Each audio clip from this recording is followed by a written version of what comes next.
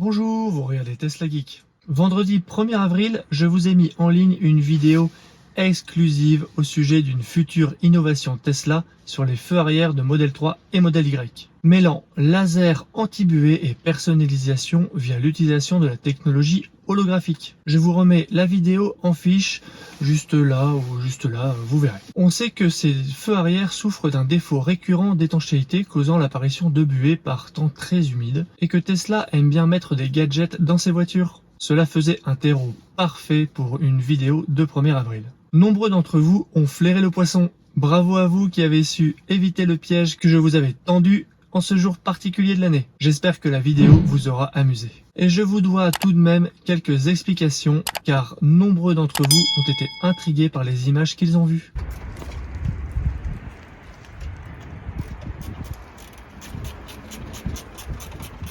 Je vous dis tout après le jingle.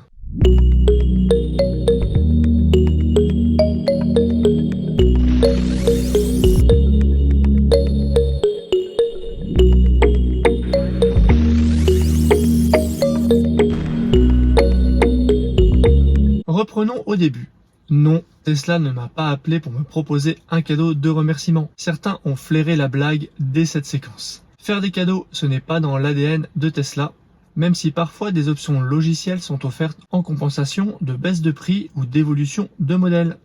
L'EAP par exemple avait été offert aux clients livrés dans le mois précédent la très grosse baisse de prix de janvier 2021. Et fin 2021, le volant chauffant et les sièges chauffants avaient été offerts à ceux livrés à partir du 1er novembre, vu que ces équipements étaient passés de série pour les nouveaux modèles. Par contre, les images et vidéos des feux sont authentiques. Ce sont des vrais faux feux. Il y a une explication à ça.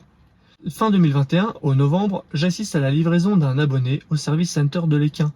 Sur le parking où sont stockés les véhicules en attente de livraison, je suis étonné de voir une dizaine de voitures, feux de warning allumés et coffres ouverts. Intrigué par ce manège, je décide de me rapprocher et discute avec un technicien Tesla qui s'affaire autour du véhicule. Il m'explique qu'il y a eu une pénurie de feux arrière en usine à Shanghai et que pour ne pas retarder la production des voitures, elles ont été expédiées mais que pour le transport, des feux factices ont été installés. Ce sont ces feux transparents que vous voyez sur mes images. Ce sont des images que j'ai tournées rapidement. On me voit d'ailleurs dans le reflet.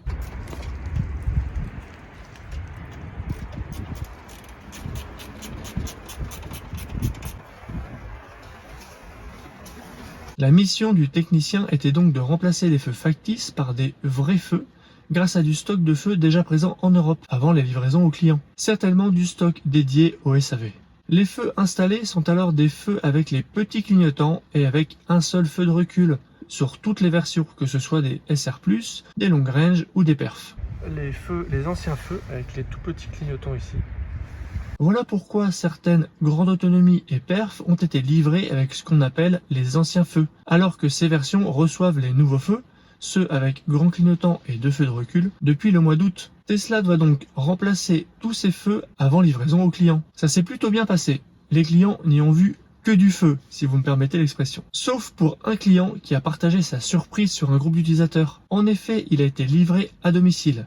Chose rare chez Tesla, mais ça arrive. Cette livraison hors process explique peut-être pourquoi la voiture qu'il a reçue chez lui avait encore les feux factices installés. Ça n'aurait jamais dû arriver. C'est de son expérience que viennent les photos de voitures rouges avec ces feux factices. Tesla lui a prêté un Y le temps de corriger cette affaire et il cherchait des chaînes ou des chaussettes pour modèle Y car il partait à la montagne juste après. Voilà donc l'histoire autour de ces feux factices. Ensuite, j'ai pioché dans un brevet de Tesla qui pour le coup est vrai. Utiliser des lasers pour se passer d'essuie-glace. Le brevet est vrai, mais je suis quand même assez dubitatif sur le fait que ça marche. Vivement une démo. Et ça ressemble plus au dépôt d'une idée qu'au dépôt d'un prototype fonctionnel. Comme il n'y a pas d'ampoule dans les feux factices, il faut des projecteurs. Technologie qui ouvre la porte à des personnalisations, comme celle par exemple que j'ai imaginée dans la vidéo. Un abonné m'a parlé en commentaire des feux OLED d'Audi. J'ai regardé rapidement sur YouTube et on voit qu'Audi et BMW utilisent déjà cette technologie dans certains de leurs feux arrière. Ça ressemble tout de même assez à des feux LED classiques. Bonjour à tous, je suis très heureux de vous retrouver aujourd'hui pour vous présenter la nouvelle Audi Q5 Facelift. Cette nouvelle Audi innove puisque vous pouvez opter pour de tout nouveaux feux arrière OLED. ce sont des diodes électroluminescentes organiques très fines. Divisées en plusieurs segments, les OLED permettent de créer 3 designs différents. À vous donc de choisir votre propre signature lumineuse. Et ce n'est pas tout, en activant le mode de conduite dynamique, celui-ci active une autre signature lumineuse baptisée Charisma Dynamique. Pour conclure sur cette techno dernier cri, Audi a intégré une autre fonctionnalité discrète, mais très utile. Les feux OLED sont équipés de capteurs de proximité.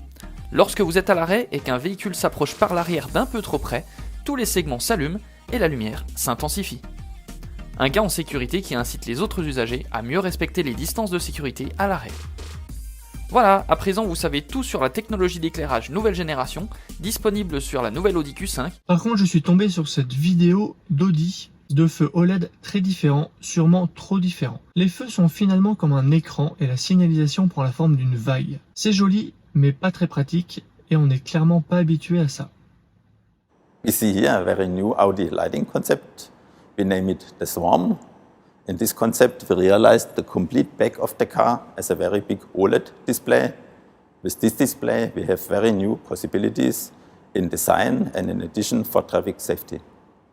With this dynamic light function, we can give additional information to the following traffic. For example, the dynamic turn signal function, or we can show with the moving of the light the direction of the road.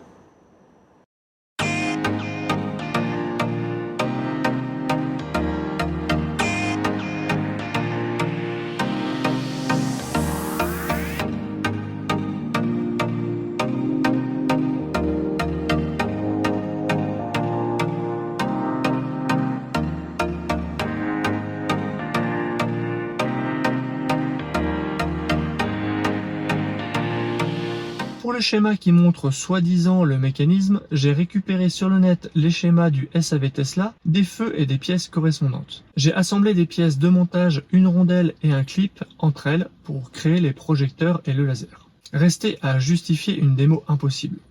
La mise à jour manquante était toute trouvée. Voilà pour les secrets derrière cette vidéo. J'espère que vous ne m'en voudrez pas trop de vous avoir piégé. Et bravo à ceux qui ne se sont pas laissés prendre. Xav de la chaîne Xav Tesla avait posté ceci. Le 1er avril, le seul jour où tout le monde vérifie la source d'une information avant d'y croire et de la partager. Reste à faire de même les autres jours de l'année. Sur ces bonnes paroles, je vous souhaite bonne route et vous dis à bientôt pour un prochain épisode de Tesla Geek. Portez-vous bien. Ciao. Si tu as aimé cette vidéo ou que tu veux soutenir la chaîne, mets un like. Tu peux t'abonner pour recevoir les notifications de mes prochaines vidéos et aider la chaîne à être mieux référencée. N'hésite pas à donner ton avis en commentaire. À bientôt!